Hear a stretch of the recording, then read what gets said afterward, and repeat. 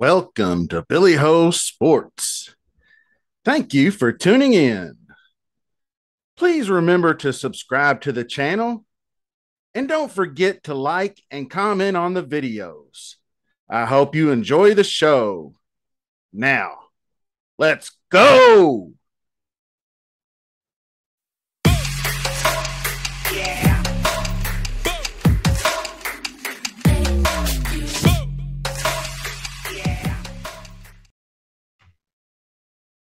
Hello, Billy Ho here, coming at you with another PGA video. This video is going to be just a little bit different. We are back for the new season. So hopefully you enjoyed some Billy Ho good content over the past 8 to 9 months or so. And if you did, give me a click on that subscribe button and give me some likes on the videos. Take a look at the content. I mean, I got NFL stuff and PGA, and I'm just going to try to stick to those two sports for now. I mean, I don't know if I'll get into anything else. I do dabble in horse racing, but mainly just Triple Crown stuff like Kentucky Derby, but that's a long way away. But here we are. This is a different event, but just to reflect on the first event, the Fortinet. Oh man, it was bad. Never seen so much chalk bite the dust like that. It honestly might have been my worst PGA week that I've ever had as far as who I got through the cut because it was like 3 of 6s for the most part. I think a few 4 of 6s. I don't even think, but in my defense, I also only played like 5 lineups. So I only got in like the Billy Ho 2, 3, 5, let's see, 5, 6 contests. So I didn't really spread, with week one in the NFL season. And I didn't want to get into too much of it because I knew something like this may happen.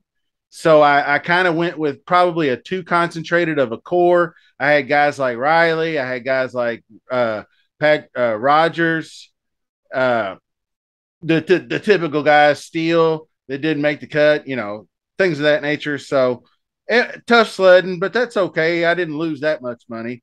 So we're all good. Now, this is different. We got a week off before we get to Sanderson Farms for the second fall event swing. This week, we have the President's Cup, which will be here in Quail Hollow. Shout out Big Daddy Gator, Gabriel Brown, who lives out that way. He's Big Daddy Gator 12 on Twitter. So at Big Daddy Gator 12 on Twitter, he's going to be there at the golf course, Quail Hollow, for some of the event. So give him a follow on Twitter, and he'll probably have some posts on what's going on. So what we're going to do here is we're going to break down the President's Cup format, and we're going to do skill sets, and we're going to do strategy. Strategy is A1 important. President's Cups, Riders' Cups, match play. These are different scoring systems, and you have to know what you're doing, or else you're going to pigeonhole yourself, and you're going to be playing 5 of 6, 4 of 6 versus other people. So here we go. Now, the format for Ryder Cup / President's Cups are as follows. Thursday and Friday are each 5 matches. They play 5 matches, 2 versus 2. There has 2 different types of formats. There's a 4-ball and there is a 4-some. The 4-ball is what they call the best ball. That is the one where each player, all 4 players play their own ball, and then at the end of the hole, whoever scores the best score for each player on that team, that's the score that counts. So if player A makes a birdie, player B makes a triple, the triple is just thrown out and you get the birdie. So that's the birdie for the team. So that also goes into the strategy. Now, Next, of course, the alternate shot. Sorry, I lost my train of thought there. But the alternate shot is the foursomes. That's alternate, obviously, alternate shot. They choose, I think they choose who tees off and then they alternate from there. That I'm not sure 100%. They don't just go like this guy teed off and this guy finished putting, so the next guy up tees off. They actually kind of reset and they choose, I think, who tees off each hole. If that makes any sense. But don't quote me on that because I'm not 100% sure. But it's alternate shot. So 5 matches Thursday, 5 matches Friday, 8 matches on Saturday. And what they do is they have an AM and a PM session. So you'll have 4 matches in the AM, 4 matches in the PM, and they will split 4 ball and foursomes. So AM might be 4 ball or foursomes, and then PM's going to be what the opposite of whatever the AM is. And then, of course, Sunday, you obviously have the 12 singles matches. So everybody plays Sunday. So, keeping that in mind, take a look at this. I got a screenshot up here that it breaks down the format for you. And it also breaks down the DK format, DraftKings scoring. So, I'm just going to run it across from you for the listeners who aren't on watching the videos. So, format for DraftKings. Every hole you win, you get 3 points. Every hole you split, which is a halved holes, you get 0.75 points. Every hole you lose, you get minus 0.75. So you see where the theme's going? Holes lost almost don't even matter. You want high upside guys that make those big birdies and can win holes. You don't want those grinders that go through 18 half holes and then, half out like that. Anyway, now there is a thing called holes not played. It's for the winner only. You get 1.6 points per hole. So basically, the match runs like this. If you are +6 shots going into the 14th hole or something, or +5 shots where no matter if your opponent wins every hole the rest of the way, they still can't win, then the match is square. You go 6-4. So you're up 6 shots, 4 holes to play. Things of that nature. So for every hole not played by the winner, you'll get 1.6 holes. So if you get a 5-4, you get 4 times 1.6. Now, every match you win, you get 5 points. Every match you split, which is half tied, you get 2 points. Now, they do have, instead of the 3 birdie bonus, you have a 3 hole bonus. So if your guy or team, either or, wins 3 consecutive holes in a match, you get that bonus, which is, I believe, 3 points. Don't quote me. Now, that's only 1 per round, just like regular. And then actually, if you have a no holes lost in a match, you get a 7.5 bonus. That's very rare, but it can happen because you can have holes and then the other team can be a complete disastery and they don't win any holes, but they half a bunch of holes and then they lose 2 or 3 holes and then it's over. And then, but that's rare occasions. Most of the time, I don't even know if we won't have withdrawals. This is a team event. It's not like match play where a guy withdraws and then, the other guy gets all a shit ton of points.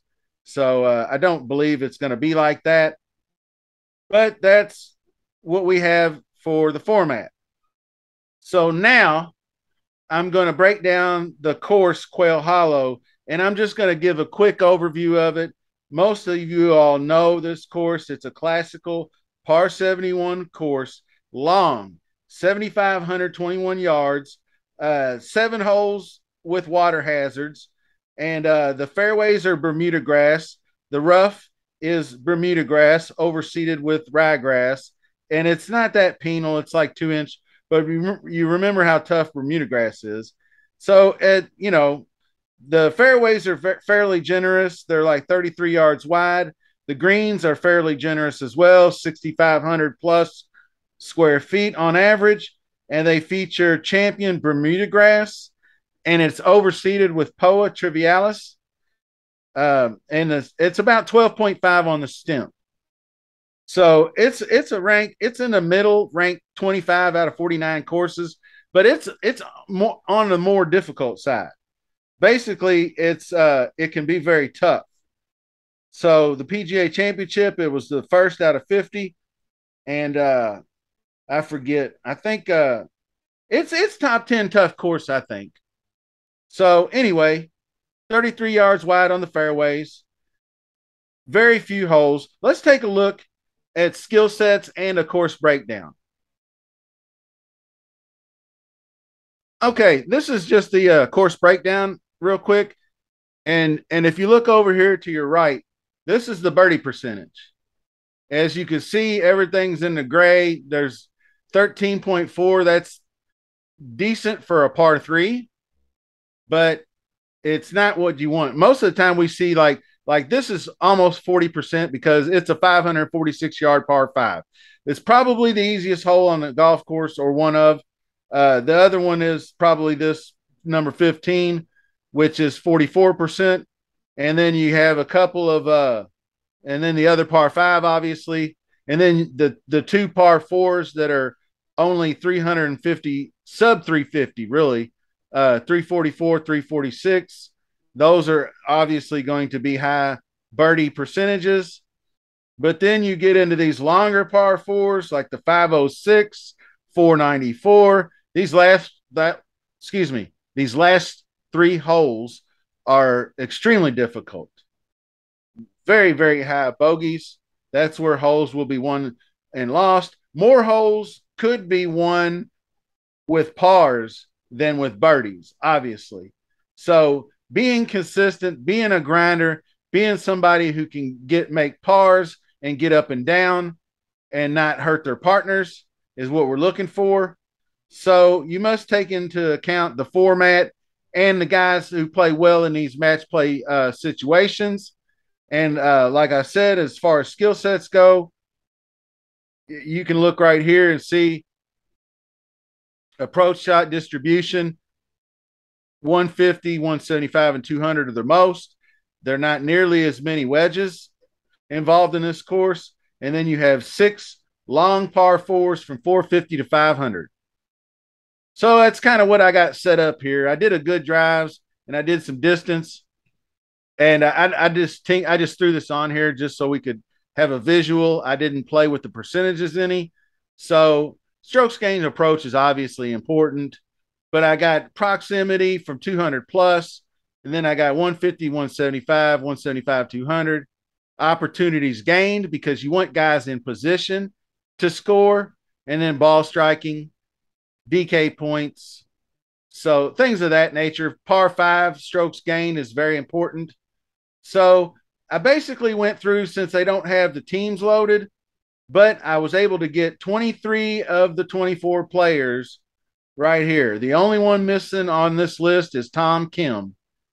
So, and unfortunately, he hasn't played enough to rank, I guess, in the top 150 or whatever this loads.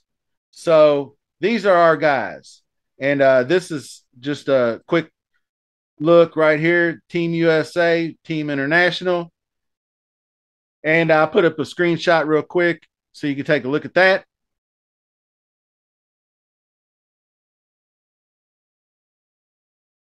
So, like I said, Quail Hollow is a long, tough course. Fairways are somewhat generous. So I want long off the tee. And then next, I want guys good on those mid irons. So 150 and longer. So you're talking like 6, 7, 8 iron, 5 iron. 200 plus is important. So we need those guys. Mismatches in skill set. So, for example, like a Cam Young, who's a bomber off the tee, versus Christian Bezadenhout, who is a short knocker. Advantage Young. So you can have a 9-iron versus a 4-iron in the fairways, things of that nature. But as far as strategy goes, the first thing you want to do when choosing your player pool is find the 5 match players. The more your guy plays, the more he scores, obviously. 4-match players are just as good because there's probably only going to be a couple of guys that play all 5 matches. And I'll try to pinpoint those for you. But and also the caveat is it depends on how much they or how well they do like Thursday. So if you got a guy that you thought might be a 5 match dude, but they go out and they're an absolute shit show and they get blown out Thursday, then that guy may play Friday, but he's getting one of the AM or PM. Say he plays shitty on Friday as well. And he's sitting one of the two, if not both, Saturday. So you got to keep that in mind because they adjust on the fly. The captains do. So you want 4 matches at best. Now, my list for top 5 match players are or 5 match players. I would say mostly the American guys. You got JT, you got Cantlay, you got Xander. I don't think JT plays all 5. I think the team, depending on how well they do, but Cantlay and Xander will be a team. So they're going to play together Thursday and Friday. If they say go out and win both matches, they're playing together AM PM on Saturday, and then there's 2 5-match guys. So if you see Cantlay and Xander paired up together, you can bet Billy Ho's going to have those 2 guys in his pool. Now JT would be he could be very well be a 5-match guy for sure, but the rest of the Americans, Finau is a 4-match guy probably. Scheffler's might be he might be a 5-match guy actually, but he hasn't been 100 either. So it's tough to call with him. Cam Young is probably a 3-match guy. Spieth, I don't know. He could be a 4-match guy, but this course is a little bit long for him. So, but he is a grinder. He plays tough courses, so he might hang in there. But guys like Mito and I don't think Max Homa goes 5 matches. I don't think he goes 4, honestly. He might. It depends because he's good. He won at Quail Hollow, so he's got course history on his side. Morikawa is a 4-match guy. Corey Connors. Now, these are international guys. Sungjae Im is my number 1 international player. Hideki is a tough call. I feel like the neck still might be a thing. He's had issues with it for almost the whole entire 22 calendar year. And now suddenly he's all of a sudden good. And he made the cut barely. Well, he's -3 at the Fortinet. So he's playing 2 extra matches. And then he's immediately going over and going to get ready for this President's Cup. So the man might not, I'd hate to see him be a withdrawal. I mean, he ain't going to go. He'll gut it out in something like this. I think this would be something that would be too important for him. Now, if this was just some rando tournament, he'd probably not play if he wasn't healthy. But like I said, he's 4 matches at best. I don't think he goes 5. I think he gets either AM or PM Saturday off. And depending, and if he's an absolute shit show Thursday, he may get Friday and Saturday morning off and then come back and play Friday PM and then the singles matches. He might be a 3-match guy, to be honest with you. I don't know for sure. So I'll definitely go Sungjae, like I said. And then I would go Connors. Adam Scott, I think, is good for 4 matches as well. Now, the interesting thing is these teams.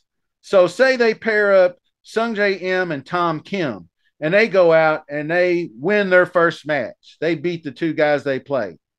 Well, that just boosted Tom Kim because they're probably going to, and say they were impressive. Tom Kim comes back and he gets to go again Friday. Now you got the M and Kim squad, and if they're riding a heater, they're going to be right back, and you're going to see Tom Kim play 4 matches at least. So you have to actually wait until the first Thursday pairings to finalize your builds. Those first groupings will tell you a lot about ownership as well. All the guys that get slated to play Thursday will have ownership. You can believe that because you know that they're already in there, and they're probably the most likeliest guys to come back and play Friday, and then at least 1 match Thursday. So they're 4 match guys. They got the best chances at 5 matches, and they got really good upside for 4. So there's only 24 players in the pool anyway. I haven't decided. I feel like I might want to spread it out more, but I'm definitely going to run a 60-40 split USA to international in a pool. So say I want 16 guys in my pool. I'm probably going to go 10, 8 to 10, well, I'd say 9 or 10. Probably 10 USA guys versus 6 international if I went that high in a pool. But like I said, I'm going to have more because I think USA blows them out. I don't see how you look at this squad when Hideki's had question marks. Scott hasn't played. Munoz wasn't really in all that great a form in the ending of the season. Cam Davis looked like shit this week. KH Lee's solid, but he's a guy who could win you some money because that dude can putt when he's on. So, but Siwoo, I mean, some of these guys can be a disaster. Now, Sam Burns ain't exactly lighting it up, but Tony Finau, great course fit. Cantlay, Justin Thomas, Xander, Colin Morikawa, Jordan. I mean, it's a complete mismatch on paper. So that's all I've got for you this week. Just remember, keep an eye out on the DraftKings contests because, like I said, you're still in NFL. You're going to be moving into week 3 of the NFL season, and people are going to not be so hip to play a funky format like the President's Cup. So you may see Thursday morning, or if you want to get up early enough and take a look at the overlay potential, there could be some possibilities there. I don't recommend going overboard on your play this week, but play the contest you like. Play the Billy Ho. We almost filled it last week, but I'm going to run 40 again. So as long as we get 35 plus, I'm good with that in the fall swing. But hopefully we get some more people in it. And I really, really appreciate everybody that watches these videos. And I hope you get a lot out of it. I hope it helps you with your prep work and maybe gives you a little bit easier of a time deciding what to do with your lineups. And as always, I appreciate you watching. As always, don't forget to click that subscribe and give me some comments. Let me know if you're liking what I'm doing here. If you got any suggestions, throw them out there. Hey, I'd really like to see this in your videos, Billy. I'll gladly take that into account, and you're likely going to get what you want. So until next time, thanks for watching, and we will see you soon.